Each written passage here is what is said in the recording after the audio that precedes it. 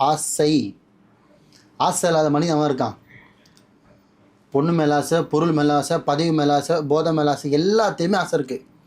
ஒருத்தனுக்கு ஒரு பொருள் கூட ஆசையே இல்லைங்க, எனக்கு எதுவுமே தேவையில்லைங்க அப்படின்னு சொல்கிற ஆசை இருக்கா? ஒருத்தனுக்கு துணி மேலே ஆசை இருக்கும், ஒருத்தனுக்கு மண்ணு மேலே ஆசை இருக்கும், ஒருத்தனுக்கு பொண்ணு மேலே ஆசை இருக்கும், ஒருத்தனுக்கு நகை நட்டு மேலே ஆசை இருக்கும், ஒருத்தனுக்கு வீடு மேலே ஆசை இருக்கும், சில பேருக்கு வண்டி மேலே ஆசை இருக்கும். இருக்கா இல்லையா? அப்போ அந்த ஆசை தான் உன்னை தப்பு செய்ய தூண்டுது.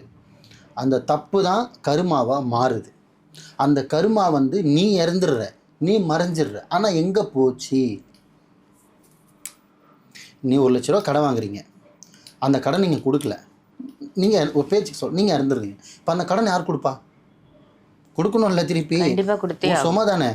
அப்பா அம்மா சேர்த்து வச்சு போகிற சொத்து மட்டும் பிள்ளைங்களுக்கு சேராது, செஞ்சு வச்சுட்டு போகிற பாவமும் பிள்ளைங்கள் சேரும். தயவு செஞ்சு சொல்கிற மக்களே, நான் நிறைய வீடியோவில் சொல்லியிருக்கேன், லட்சமாக அக்கௌண்ட்டில் காசு சேர்த்து வைக்கிறது முக்கியம் கிடையாது, கருமா சேர்க்காமல் இருங்கள்.